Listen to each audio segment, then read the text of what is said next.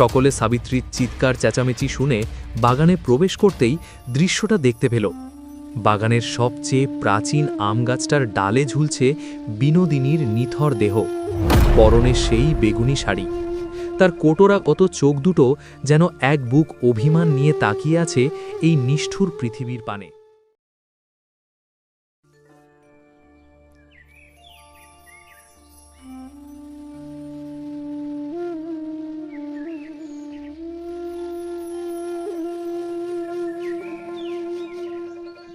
জানলা দিয়ে সকালের রোদ উমার শরীরের উপরে এসে পড়তেই ঘুমটা ভাঙল।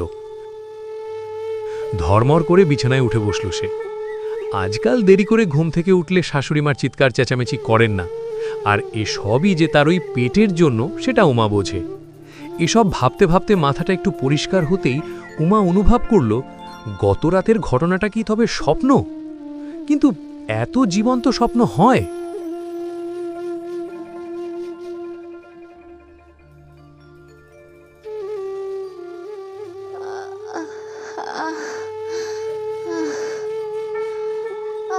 সেই রাতেই উমার তলপেটটা মোচড় দিয়ে উঠল।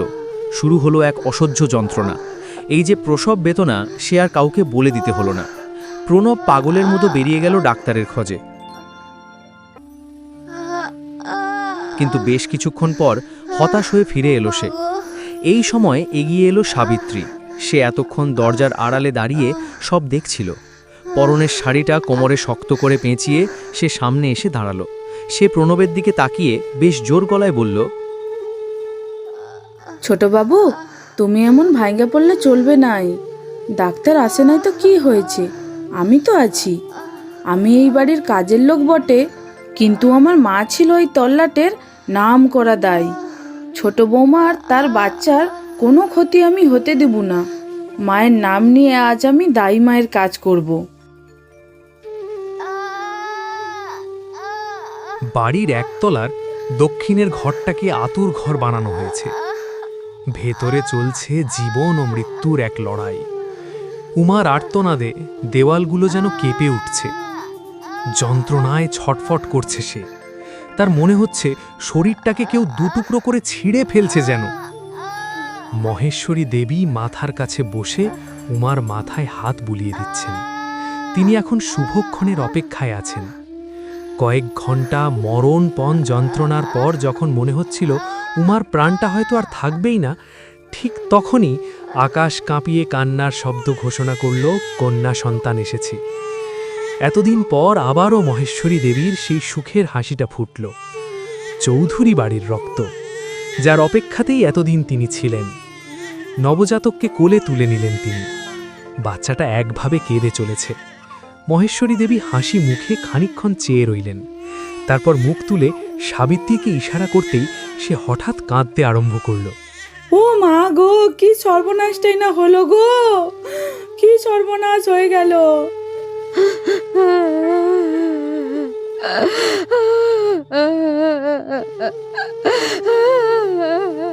ও ছোট বাবু গো, কপালটা পুড়লো গো আমাদের।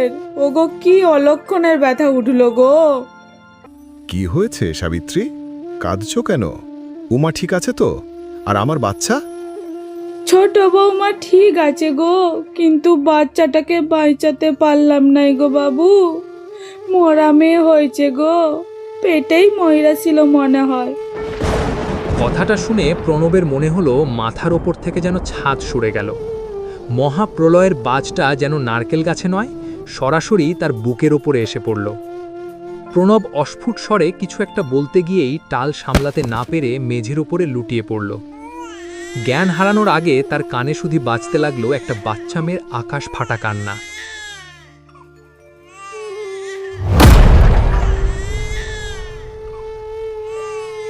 এদিকে আতুর ঘরের ভেতরে তখন অন্য দৃশ্য। প্রসবের ধকলে উমার শরীর অবশ, চোখের পাতাগুলো ভারী হয়ে আসছে। চেতনা আর আচ্ছন্নতার মাঝখানে সরু সুতো এসে ঝুলছে। এই অবস্থাতেও সে অনুভব করল তার কানের কাছ থেকে বাচ্চার কান্নার আওয়াজটা হঠাৎ করে যেন দূরে সরে যাচ্ছে। অনেক কষ্টে উমা জোর করে ঝাপসা চোখ দুটো মেলল। সে দেখল ঘরের পেছনের সেই ছোট দরজাটা, যেটা সচরাচর বন্ধই থাকে, যেটা দিয়ে সোজা বাড়ির পিছনের জঙ্গল আর ওই পোড়ো শিব মন্দিরের দিকে যাওয়া যায়। সেই দরজাটাই এখন খোলা, আর সেই দরজা দিয়ে বাইরের অন্ধকারের মধ্যে বেরিয়ে যাচ্ছেন মহেশ্বরী দেবী, তার বুকে ধরা উমার সদ্যজাত সন্তান। বুকের ভেতরটা মোচড় দিয়ে উঠল উমার। তার শুকনো গলা চিরে আর্তনাদ বেরিয়ে আসতে চাইল। সে হাত বাড়িয়ে ওঠার চেষ্টা করল, কিন্তু শরীরটা আর সঙ্গ দিল না। অতিরিক্ত রক্তক্ষরণ আর মানসিক দখলে মাথাটা ঘুরে গেল তার। চোখের সামনে ধীরে ধীরে নেমে এলো অন্ধকার।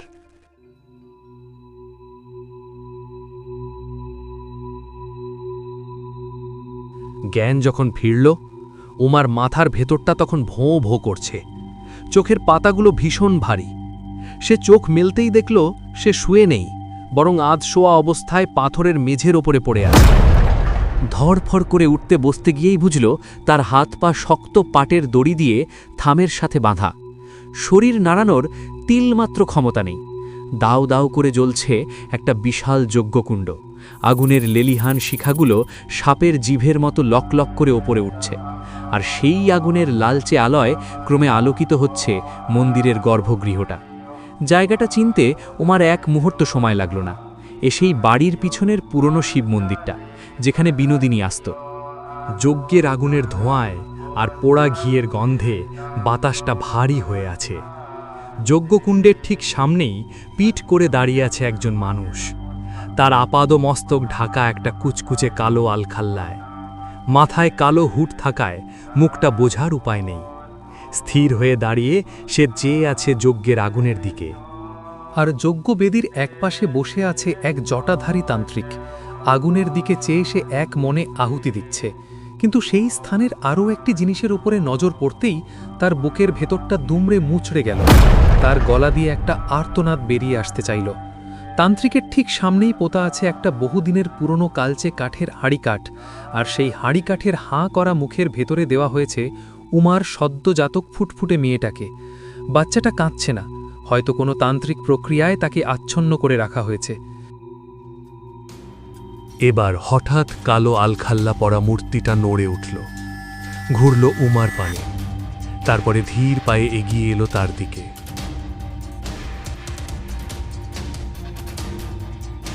আগুনের আলোয় তার দীর্ঘ ছায়াটা উমার উপরে পড়ল জমের মতো। উমা ভয়ে কুঁকড়ে গেল। মূর্তিটা তার খুব কাছে এসে ঝুঁকল।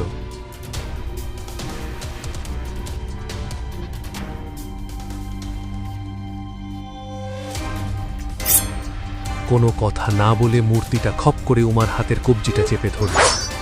ছটফট করতে লাগলো উমা, কিন্তু হাতে ধরে থাকা ইস্পাতের মতো শক্ত ছুরিটা উমার ফর্সা চামড়ার উপরে চালিয়ে দিল সে। বেরিয়ে এলো তাজা রক্ত। যন্ত্রণায় কোকিয়ে উঠল উমা। মূর্তিটা একটা মাটির পাত্রে সেই রক্ত ধরল, মায়ের রক্ত, যা সন্তানের বলির আগে শুদ্ধিকরণের জন্য প্রয়োজন। তারপর ধীর লয়ে নিজের মাথার ওপর থেকে কালো ঘুমটা পিছন দিকে সরিয়ে দেয়। উমার চোখ দুটো বিস্ময়ে আতঙ্কে ঠিকরে বেরিয়ে আসতে চায়। এ মুখ যে উমার পরিচিত, কিন্তু তাতে আজ এতদিনের দেখে আসা মাতৃত্বের কোনো চিহ্ন নেই। কপালে রক্তচন্দনের বিশাল টিপ, আর ঠোঁটের কোণে লেগে আছে এক হাড়হীন করা পৈশাচিক হাসি। হ্যাঁ, মহেশ্বরী দেবী। তার চোখ দুটো জ্বলছে হিংস্র উল্লাসে। উমার যেন নিজের চোখে বিশ্বাস করে উঠতে পারল না। ওদিকে মহেশ্বরী দেবী রক্তমাখা ছুরিটা জিভ দিয়ে চেটে নিলেন। তারপর উমার দিকে তাকিয়ে ফিসফিস করে বললেন, অবাক হচ্ছিস নাকি ছোট বউ? ভাবছিস কোন শাশুড়ি? আরে বোকা মেয়ে, তোর পেটের ওটা তো আমার নাতনি নয়, ওটা চাবি কাঠি। এই হাঁড়ি কাঠে ওর গলাটা পড়লেই খুলবে আমার গুপ্তধনের দরজা, আর তার সাক্ষী থাকবে তুই, শুধু তুই। তান্ত্রিকের সেই হাড়হীন করা মন্ত্রপাঠের তালে তালে মহেশ্বরী দেবী অট্ট হাসিতে ফেটে পড়লেন। তার সেই হাসির শব্দে মন্দিরের পাথরের দেওয়ালগুলো যেন কেঁপে উঠল। আজ আমার সাধনা পূর্ণ হবে। এই জমিদার বাড়ির মাটির নিচে যে অঢেল গুপ্তধন লুকিয়ে আছে, তার পাহারাদার এক ভয়ঙ্কর যজ্ঞ তাকে তুষ্ট করতে সাধারণ বলি দিলে চলে না, তার চাই একই বংশের পরপর 3টে তাজা প্রাণের বলি। আর তাকে তুষ্ট করতে পারলেই বিপুল ধন সম্পত্তি আর অমরত্ব হবে আমার, শুধুই আমার। বিস্ময়ে হতবাক হয়ে যাচ্ছে উমা। এতদিন যাকে মা জ্ঞানে শ্রদ্ধা করে এসেছে, আসলে সে তার গর্ভপাত করার চেষ্টা করেছিল, প্রতি মুহূর্তে তার সন্তানকে বলি দেওয়ার চেষ্টা করেছিল। বিনোদিনীর গর্ভে যখন প্রথম সন্তান এলো, আমি তো তার খাবারে রোজ একটু একটু করে বিষ মিশিয়েছিলাম। সেই বিষের জরায়ুতেই পচে মরে গিয়েছিল বাচ্চাটা। তৃতীয়বারও তাই করলাম। গ্রামের লোক জানল বিনোদিনী অভিশপ্ত, বিনোদিনী বন্ধা, কিন্তু আসলে সে ছিল আমার যজ্ঞের প্রথম 2 ধাপের জ্বালানি। ওই মেয়েটা বড্ড সিয়ানা হয়ে উঠেছিল শেষের দিকে। আমি যে ওকে পাগল সাজিয়ে রেখেছিলাম সেটাও বুঝে গিয়েছিল। তোকে আমি যা যা ওষুধ দিয়েছি বাচ্চার ক্ষতি করার জন্য, ও আড়ালে থেকে তার সব কোটার কাটান তৈরি করত। সেই দিন দুপুরে ও ক্ষীরে কোনো বিষ মেশায়নি। আমি তোর ভাতের পাতে যে গর্ভপাতক ওষুধ মিশিয়েছিলাম তা কাটানোর জন্যই ও ক্ষীরের তেতস শিকড় বাটা তোকে মিশিয়ে খাওয়াতে গিয়েছিল। আমি সেটা হতে দিইনি, উল্টে ওকে সবার সামনে অপমান করে তাড়ালাম। আর তুই তো আমাকেই বিশ্বাস করলি।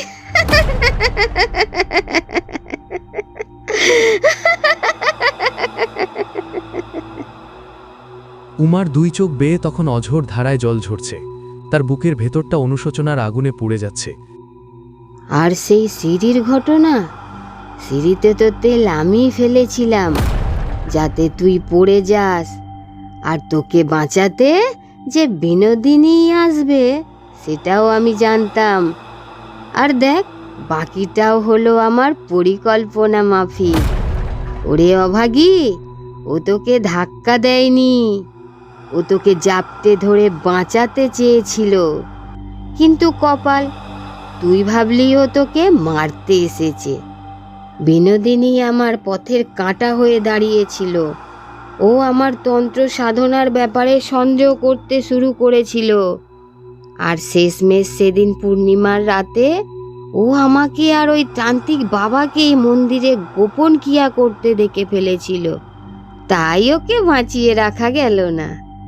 আমি আর তান্ত্রিক বাবা মিলে ওকে গলায় ফাঁস দিয়ে ওই আম গাছে ঝুলিয়ে দিয়েছিলাম।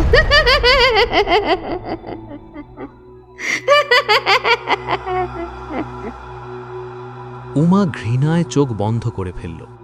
এই মহিলা মানুষ নয়, এই যে এক পিশাচী। মহেশ্বরী দেবী এবার উমার মেয়ের দিকে এগোলেন। বাচ্চাটা হাড়িকাঠের ভেতর আচ্ছন্ন হয়ে আছে। বিনোদিনীর গর্ভের 2টো বলি সফল হয়েছে, এখন 3য় বলির পালা। তিনি তান্ত্রিকের দিকে তাকিয়ে ইশারা করলেন, যার অর্থ আর দেরি নয়, লগ্ন বয়ে যাচ্ছে, এবার আসল কাজ শুরু করা হোক। ইশারা পেয়েই বিশাল খাড়াটা তুলে ধরল সে। উমার বুকের ভেতরটা ফালা ফালা হয়ে গেল। সে প্রাণপণে চিৎকার করে বলে উঠতে চাইল, না, আমার মেয়েকে মেরো না, ওর তো কোনো দোষ নেই, ওকে এই পৃথিবীর আলো দেখতে দাও। কিন্তু তার মুখের শক্ত বাঁধন। উমার 2 চোখ দিয়ে তখন শ্রাবণের ধারার মতো জল গড়িয়ে পড়ছে। মায়ের চোখের সামনে সন্তানের এই নৃশংস মৃত্যু দেখার শক্তি তার নেই। উমা নিজের চোখ 2টো বন্ধ করে ফেলল। এই সময় তান্ত্রিক খাড়াটা নামিয়ে আনল সজরে। হঠাৎ ভয়ঙ্কর বজ্রপাতের সাথে গর্ভগৃহের দরজাটা ছিটকে এসে যজ্ঞকুণ্ডের উপরে আছড়ে পড়ল। তারই আঘাতে খড়গসহ হাড়িকাঠের সামনে থেকে দূরে ছিটকে গিয়ে পড়ল তান্ত্রিক। মহেশ্বরী দেবী আর তান্ত্রিক চমকে দরজার দিকে চাইলেন। দরজার ঠিক সামনে শূন্যে ভেসে আছে এক ছায়ামূর্তি। চোখ দিয়ে বেরোচ্ছে নীল আগুনের হলকা। বিনোদিনী এসেছে।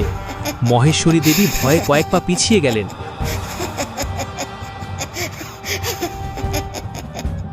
তান্ত্রিক নিজের খাড়াটা তুলে কিছু একটা মন্ত্র পড়ার চেষ্টা করতেই বিনোদিনীর অদৃশ্য মহাশক্তি তান্ত্রিককে শূন্যে তুলে ধরল।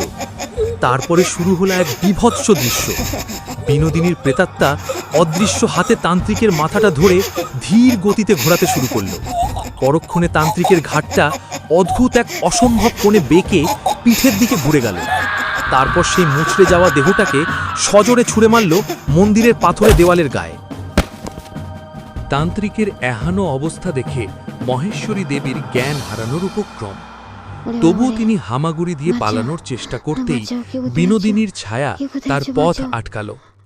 এক অদৃশ্য হাতের অমানবিক চাপ অনুভব করল মহেশ্বরী দেবী। চাপটা এসে পড়েছে তার গলায়। তার শরীরটাও শূন্যে ভেসে উঠল। পা দুটো বাতাসে অসহায়ভাবে দাপাদাপি করতে লাগল। বিনোদিনী মহেশ্বরী দেবীর শরীরটাকে শূন্যে ঝুলিয়ে যজ্ঞকুণ্ডের দাউ দাউ করতে থাকা অগ্নির ওপরে নিয়ে গেল। বাঁচাও, বাঁচাও উমা, আমাকে বাঁচাও।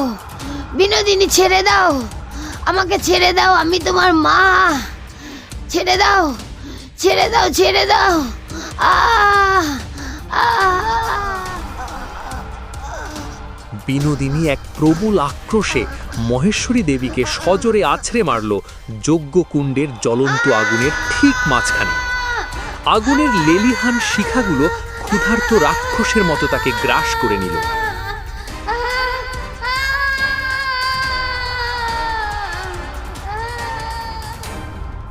মন্দিরের ভেতরের আগুনের তেজও কমল। বিনোদিনীর সেই রুদ্র মূর্তি ধীরে ধীরে শান্ত হল। তার চোখের নীল আগুন নিভে গিয়ে সেখানে ফুটে উঠল এক গভীর বিষাদ। সে ধীর পায়ে হাঁড়ি কাঠটার কাছে এগোলো, যেখানে উমার মেয়েটা এখনো শুয়ে আছে। ছায়াটা বাচ্চাটার গায়ের ওপরে আলতো করে হাত বোলাল। ঠিক এই মুহূর্তে উমা দেখল কোনো এক অলৌকিক শক্তি তার হাত পায়ের বাঁধন আলগা করে দিচ্ছে। দড়িগুলো সরিয়ে সে কোনো মতে দৌড়ে এলো বাচ্চাটার কাছে। হাঁড়িকাঠ থেকে তাকে তুলে বুকে জড়িয়ে ধরল। বাচ্চাটা মায়ের উষ্ণ স্পর্শ পেয়ে নড়ে উঠল। উমা হাঁটু গেড়ে বসল শূন্যে ভাসমান বিনোদিনীর ছায়ার সামনে। তার চোখ দিয়ে অঝরে জল পড়ছে। দিদি, দিদি আমাকে ক্ষমা করে দাও দিদি। আমি তোমাকে চিনতে পারিনি দিদি। আমি তোমাকে ভুল বুঝেছি। আমাকে ক্ষমা করে দাও, আমাকে ক্ষমা করে দাও দিদি। বিনোদিনীর ছায়াটা একভাবে উমার পানে চেয়ে। সেই মুখে এখন আর কোনো ভয়াবহতা নেই, কোনো পাগলামিও নেই। আছে কেবল এক দিদির স্নেহ, এক সন্তানহারা মায়ের অপরিসীম ভালোবাসা। সে একবার কস্তুরীর দিকে আরেকবার তার কোলের বাচ্চাটার দিকে চাইল। পরক্ষণেই বাইরে থেকে ধেয়ে আসা এক দমকা বাতাসে ছিন্ন ভিন্ন হয়ে গেল বিনোদিনীর শরীরটা। এই বিভীষিকাময় রাতের পর কাটল কয়েকটা দিন। প্রণব উমার মুখে সব শুনে বিস্ময়ে দুঃখে একেবারে বিকল হয়ে গেল। তার নিজের মা তার সাথে এমন করেছে, এ কথা তো সে স্বপ্নেও ভাবতে পারে না। বিনোদিনী বৌদির কথা ভেবে বারংবার সে প্রণামের ভঙ্গিতে কপালে হাত ঠেকাতে লাগল। সেই তো তাদের আসল মা। প্রণব তার মেয়ের মুখের দিকে চেয়ে অস্ফুট স্বরে বলল, কি নাম রাখবে আমাদের এই বুড়ির? উমা মেয়ের কপালে আলতো করে একটা চুমু খেল। তারপর প্রণবের চোখের দিকে তাকিয়ে শান্ত গলায় বলল, আজ থেকে এর নাম হবে বিনোদিনী।